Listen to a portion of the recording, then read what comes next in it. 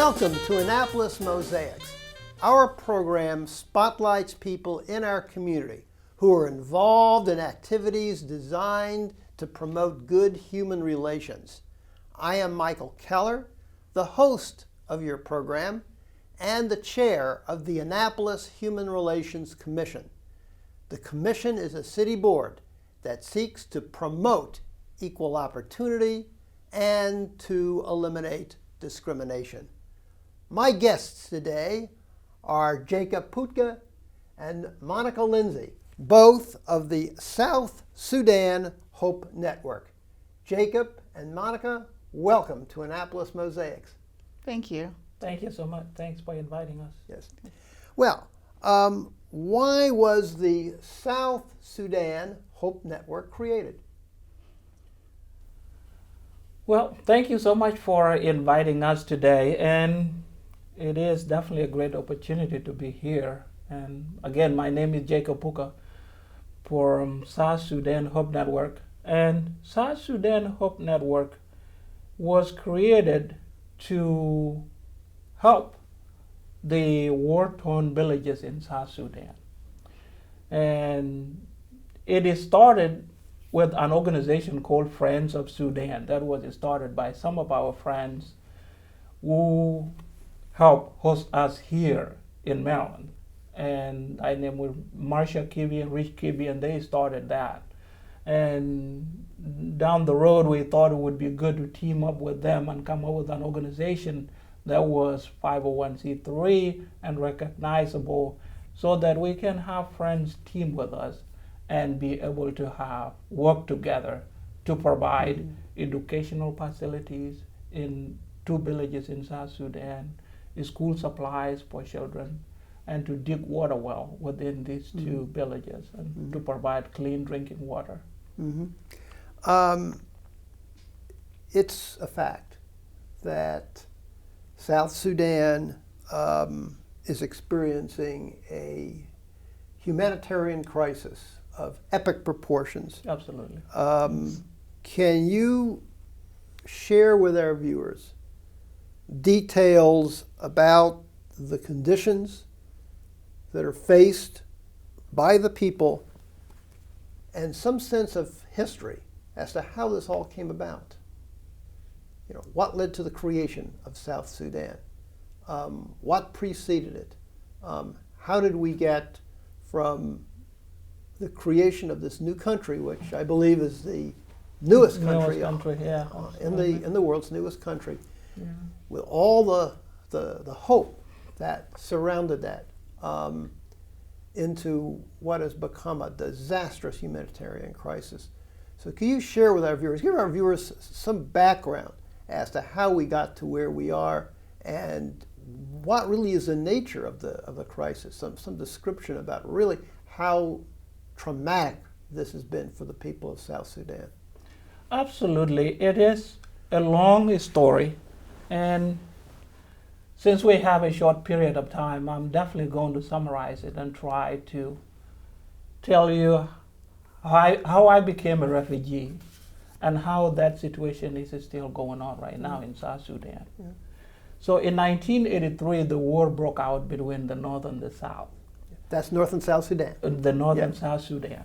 So at that time, the country was still one country. It was Sudan. And that war started because of as a religious war. Because in that time, the president declared the country as an Islamic country and Sharia law to become the law of the land. So the South Sudanese, since, just to reflect back a little bit, there was a war from 55 to 1972. And that war, there was an agreement that South Sudan, since it is not the Islamic part of the country, the Sharia law shouldn't apply there. So, but the president in 1983 realized now that the Muslims are more powerful and they were the one running the country. And after the English left, they left them in charge. Now the country should all be Islamic. That's when the war started. So when that war started, the fighting began, and of course it went into the villages. And I was very young at the time. So the government in the north is starting burning the villages. because they realized that the rebels within South Sudan were getting the help from the communities. So for them to get rid of the rebels, the easiest way is to just destroy the villages and destroy the lifestyle of the people in the villages. So that's when they start coming to villages, burning villages, and destroying, killing men, and destroying anything they can find. So a lot of citizens within South Sudan ended up in different refugee camps in Ethiopia and in Uganda and in Kenya. So we had a lot of refugee camps. So that's how I got separated with my family when I was 7 years old and ended up in Ethiopia. Now the life at that time, as a 7-year-old, you see a lot of death around you. Going to Ethiopia, we're mostly in the camp that had no shelter. And there were thousands of refugees that had to erect their own shelters. There were no food. So the UN came in to try to come and help. Now that went on for a little bit until 91 when the war broke out again in Ethiopia. So we had to come back to Sudan. And since when the northern government heard that we were back in South Sudan, they started bombing the displaced camps where we were in. So the UN had to find a way to take us out of the country again, and that's how we ended up in Kenya. Now, to make things short, there was a peace that was signed in 2005 between the North and the South. And that was to give South Sudan a breathing room so that both sides can stop the fighting. And then in 2011, South Sudan was given an opportunity for a referendum to decide whether to become a separate country or to remain within Sudan. And South Sudan overwhelmingly voted to become a separate country. And that's how South Sudan became the newest country on earth. But in 2013, since during the war, oil was discovered in South Sudan. So that became a fighting point. The border was never the same. The North won the border at that farther side of the oil so they can keep the oil. But the oil was underneath the tribes in South Sudan, so the land already belonged to South Sudan. So that became a contention point. And the peace never really settled in Sudan. So the North is still had their hands in South Sudan, and in 2013, South Sudanese themselves started fighting among each other. The vice president and the president had political disagreement, and of course, political disagreements there become tribal disagreement. Because a corrupt politician in one tribe always claim I'm being persecuted because of my tribe. And of course, the tribe will follow that political leader and the fighting continue. And that's how the current fighting between South Sudanese themselves continues.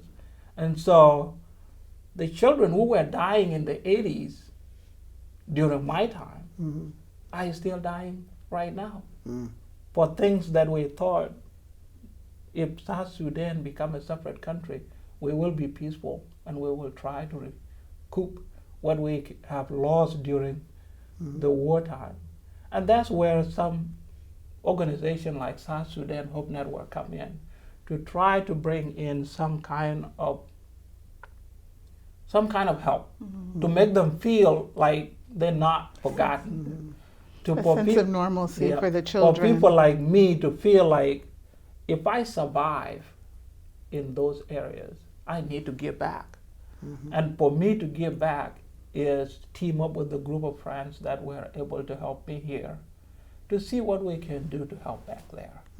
And that's how South Sudan, and that's the brief little bit about the Well, I think it's a very, very, very good, very, very good summary, Jacob. The network, I believe, was founded by two former, to use the phrase, lost boys of Sudan, and they have gotten some publicity in the U.S. and there have been stories about the lost boys of Sudan. And Jacob, I know that you were one of the lost boys of Sudan.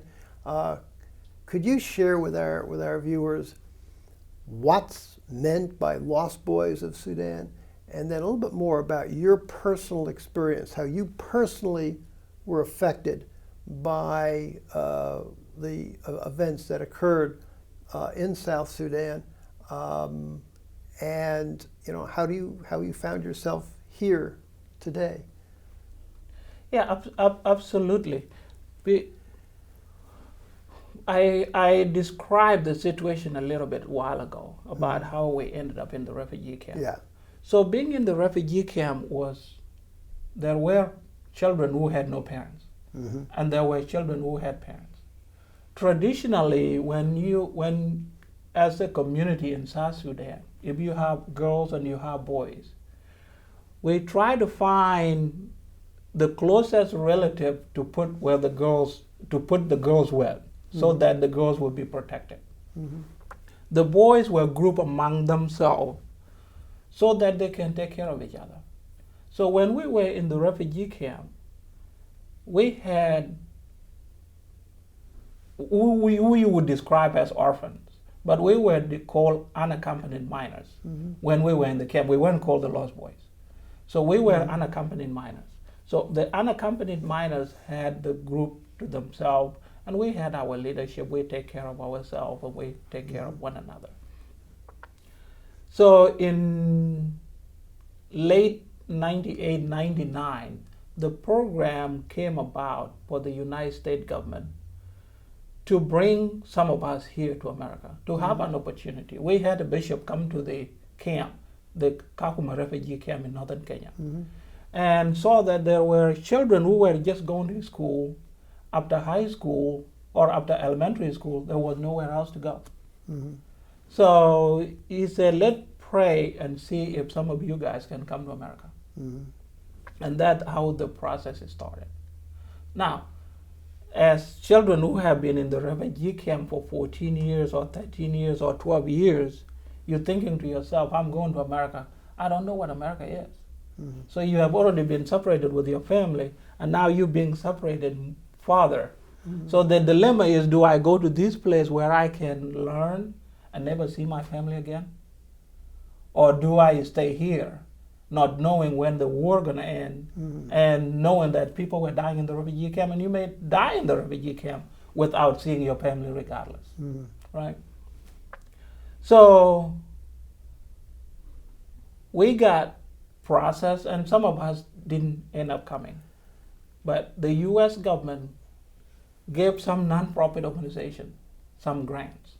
And that grant was to bring us to America, resettle us, and they pay for rent for 3 months. They pay for your food for 3 months. And then after 3 months, they will help you find a job. So, you know how difficult that would be, because that was for the first time that I was in a house with electricity. That was the first time that I was in a car outside of a big truck. Because when we were in the desert in South Sudan, in the 92, when we were walking, that was the first time I rode in a car. And that was a 16-wheeler that the Red Cross brought into the desert because it was so dry and people were about to die in the desert. So they had to put 400 to 500 in a 16-wheel truck to hold them out of the desert. That was the experience of riding in a car. So in 2001, August of 2001, that's when I got the opportunity to come to San Diego. And San Diego was the first place that I got in. So we got settled by an organization called Catholic Charities. And Catholic Charities was able to help us and do, as an adult, we couldn't go to high school at that time. We were over 18 years old. So we went through the process of doing the GED and then going to universities. And now after that, we had to figure out how can we now do something to help back home. Because there are more displaced people in South Sudan right now than when we were fighting the North. Because all the tribes now are turning against each other, because the same politicians are the one turning the civilians against each other.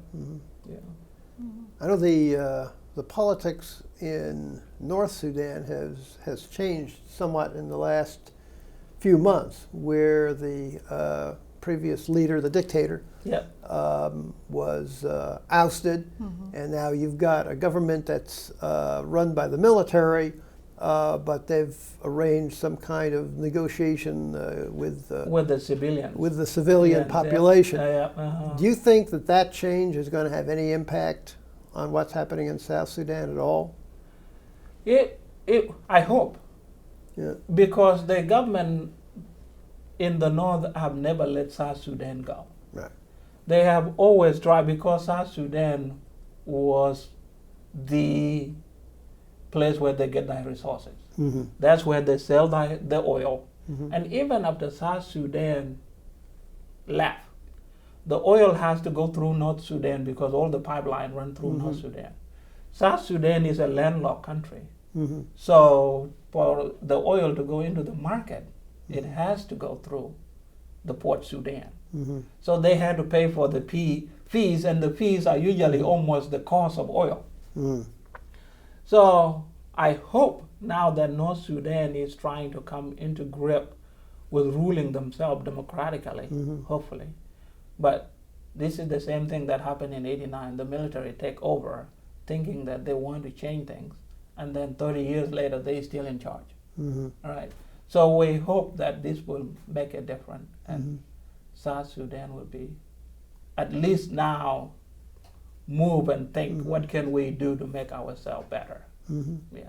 Looking at the organization which you represent here, your stated goal is to create hope for the people by working with villages in South Sudan to develop sustainable projects.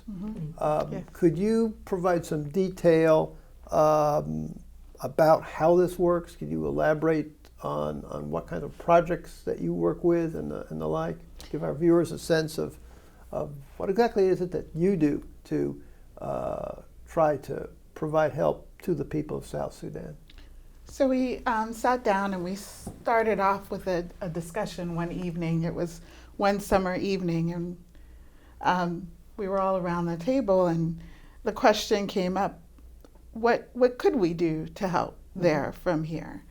And one of the guys said that, schools are really important, because schools, was that you or was that Amal who said that? I don't know. I'm pretty sure one of us did. Yeah, it was one of them.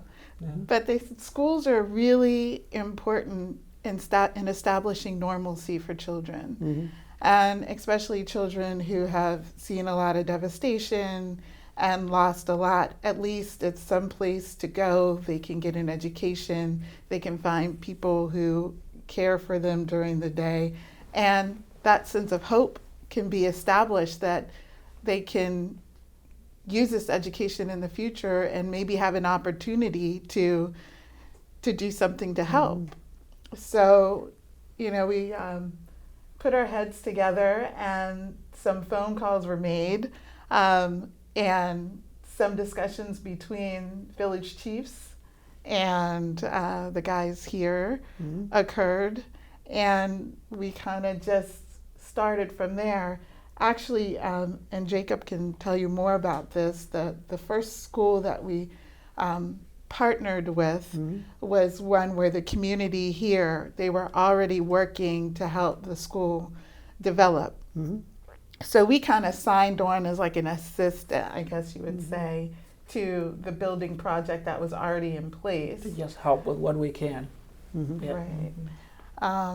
And it started off, the community had already, had ideas about what they wanted to do. So at the time, I was a Girl Scout troop leader. So the Girl Scout troop was in their cookie season, and they put out a jar, and people bought cookies, and they made donations, and the little Girl Scout troop accumulated, do you remember if it was I think 400? They raised about $450. Yeah, they raised $450, which was sent to the school. Yeah. And it was amazing what that $450 did, along with some of the other fundraising that was going on.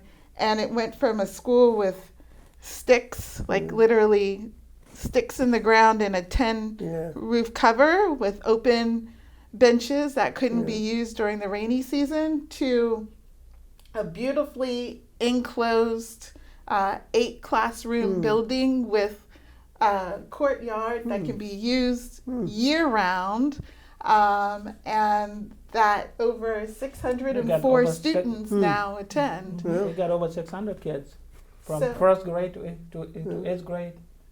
So it was amazing what, in comparison, what we call a little bit, how far it could go and in such a place. So we were like, if we could do this between, our hands joining together, there's so much more that could happen. Right.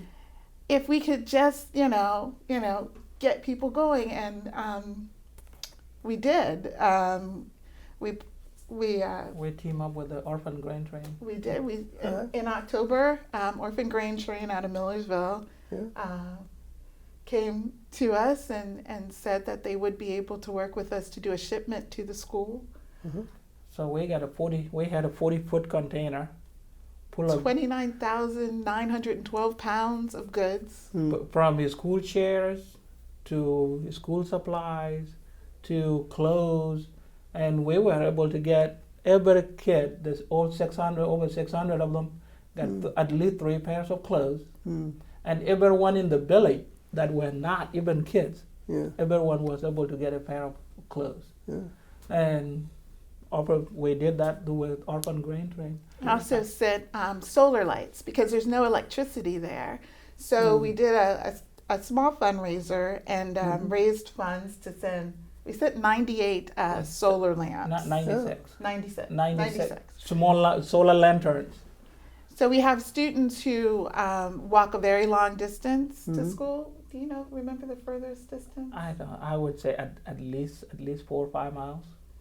So, and because there's no lighting, the older students have gotten the solar lanterns, and it provides them an opportunity to study beyond normal lighting hours, and just provides a little more security with having the light. So, But the school there is mostly during sun time. Like if the sun is up, you go to school, you do your homework during the day. When the sun goes down, no more. Yeah. Well, what would you describe as your greatest accomplishments with respect to the network? What are you most proud about what you've accomplished? I think our greatest accomplishment is making sure that school operates all year long. And we're working now on putting a school in a different village called Tat. And that village have never had a school. So we just one of the guys that we started the Amala Tiu is there right now to make sure that school getting started and working with the village. So those are just seeing a project or seeing a school come up from where there was none. and partnering with the village people to get the work done. In the original school that we were working with, our next goal is to put in a well. So that's the next project we want to work on, because right now the students, they go to the Nile, scoop water from the Nile, which is Not a clean water. not clean water. Yeah. So our well project is the next big project we're working on in Pampandiar, and then over in Tot, it's getting a structure there to provide schooling. But I think the biggest accomplishment for me personally is the feeling that I have from being able to participate in something that's so powerful, and also talking to people and spreading the word about it, and seeing people so interested and so willing to help, and the generosity, because you know, you often turn on the news and it's not good. And you see a lot of selfishness and bad news. And when you know that people deep down in their hearts are really very generous, you know, and that if they know how to help, they will. So many people have come. We have annual fundraisers, usually in May. Could you tell our viewers give us some details about your annual fundraiser? Sure. Well, this is our second year. So this year we had our annual fundraiser in May. We've partnered with some lovely places and venues that have just been extremely generous with helping us put our fundraiser on. This past year, it was at Downtown Hope, which is right downtown on West Street in Annapolis. But every year around springtime, we will have a fundraiser. So we hope that, would it be okay if I share our website? Because we'll have the information on the website address for next year's fundraiser. The web address is www.southsudanhopenetwork.org. I know it's really long, but it's us. Well, repeat it again for our viewers. www.southsudanhopenetwork.org. And we post on there our information for our annual fundraiser. And we're planning for our fundraiser for next spring of 2020, which will likely be in May. And you know, it's just social time. It's food, it's music, it's dancing, and all within that, you're donating to a great cause and helping children find hope and providing for these villages that we've partnered with, and also now providing clean water, because that's our next goal, and a new structure, right? Yeah, and when we also try to see what other needs that we can accomplish here, because there are needs here in this community and not South Sudan. They are the same need here. So one of the things we did when we had our fundraising recently was team up with the Lighthouse Bistro, that mostly their goal is to help the homeless come back into the workforce. So we asked them to come and do the catering for us. So we pay them, and whatever we get from our fundraising, we help the need of the people in South Sudan. Right. So those are the things, and so you've got helping in your foot in both sides of the world, right? Yep. One foot here, you can help out somebody here who's going through tough times, and help out somebody else. So, you know, and to dovetail on what Monica said about how generous people are here, I used to have my mentors in San Diego. They have a saying that say, "Don't deny us a blessing." If you let us know what the need is, we feel more blessed to help. Yeah. And there are a lot of people who really want to help. They just want to know how. Yeah. Thank you for viewing our program today, and please join us again on Annapolis Mosaics. If you would like to have more information about the Annapolis Human Relations Commission, just jot down the information on your screen. You can reach us at 410-263-7998 or by email at hrcommission@annapolis.gov, or check out our page at the City of Annapolis website. Go to www.annapolis.gov and click on the city government icon. Then click on Boards and Commissions, and you can scroll down to the Human Relations Commission page. And always remember the words of Dr. Martin Luther King Jr., who said, "We have flown the air like birds and swum the seas like fishes, but have yet to learn the simple act of walking the earth as brothers and sisters."